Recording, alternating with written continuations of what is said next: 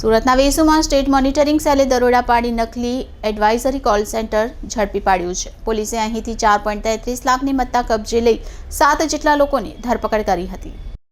State monitoring સેલના inspector CH પનારાની આગેવાનીમાં વેસની share રોકાણ માટે ધમધમતા કોલ સેન્ટર પર રેડ કરવામાં આવી હતી. સ્ટોક બોલ્સ નામની આ ઓફિસમાં લોકોનો સંપર્ક કરી શેરમાં રોકાણ માટે કન્વિન્સ કરવામાં આવતા હતા અને રોકાણ કરે તો નફામાંથી 10% કમિશન મેળવતા હતા.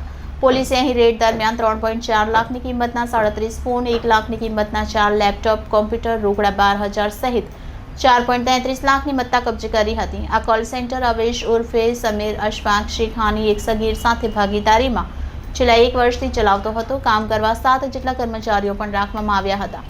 આ કોલ સેન્ટર માટે જરૂરી પ્રક્રિયા વિના જ ધમધમતું હતું. વેસુ પોલીસ મથકે છેતરપિંડીની કલમ અંતર્ગત ગુનો નોંધી તપાસ સ્થાનિક પોલીસને સોંપવામાં આવી હતી.